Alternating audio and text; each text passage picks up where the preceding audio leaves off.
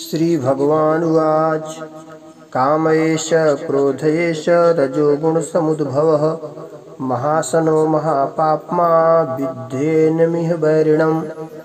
अर्थात भगवान श्री कृष्ण बोले कि रजोगुण से उत्पन्न हुआ यह काम ही क्रोध है।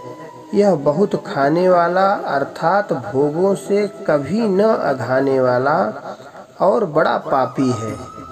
इसको ही तू इस विषय में बैरी जान। इस श्लोक की व्याख्या करते हुए स्वामी राम सुखदास जी कहते हैं कि कामना संपूर्ण पापों, संतापों, दुखों आदि की जड़ है। कामना वाले व्यक्ति को जागृत में सुख मिलना तो दूर, स्वप्न में भी कभी सुख नहीं मिलता। काम अक्षत सुख सपने होना ही। जो चाहते हैं वह न हो और जो नहीं चाहते हैं वह हो जाए, इसी को दुख कहते हैं। यदि चाहते और नहीं चाहते को छोड़ दें तो फिर दुख है ही कहाँ। नाशवान पदार्थों की इच्छा ही कामना कहलाती है।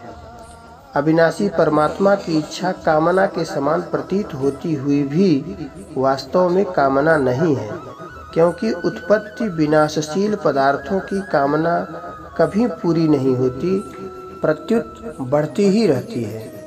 पर परमात्मा की इच्छा परमात्म प्राप्ति होने पर पूरी हो जाती है।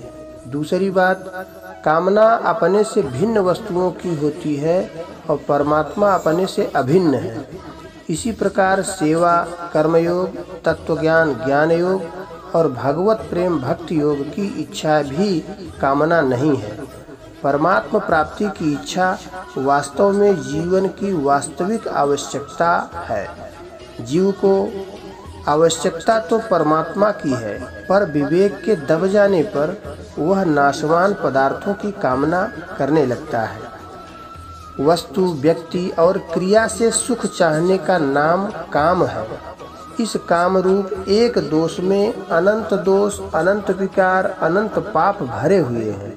अतः जब तक मनुष्य के भीतर काम है तब तक वह सर्वथा निर्दोष, निर्विकार, निष्पाप नहीं हो सकता।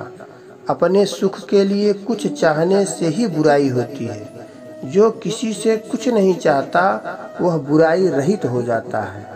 कर्म फल 3 प्रकार के होते हैं, इष्ट, अनिष्ट और मिश्र। तीनों में काम का केवल अनिष्ट फल ही मिलता है। शास्त्र निषिद्ध कर्म प्रारब्ध से नहीं होता, काम से होता है। प्रारब्ध से कर्म करने की वृत्ति तो हो जाएगी, पर निषिद्ध कर्म नहीं होगा, क्योंकि प्रारब्ध का फल भोगने के लिए निषिद्ध आचरण की जरूरत ही नहीं है। काम रजोगुण से उत्पन्न होता है, अतः पापों का कारण तो रजोगुण है और कार्य तमोगुण है। सभी पाप रजोगुण से पैदा होते हैं।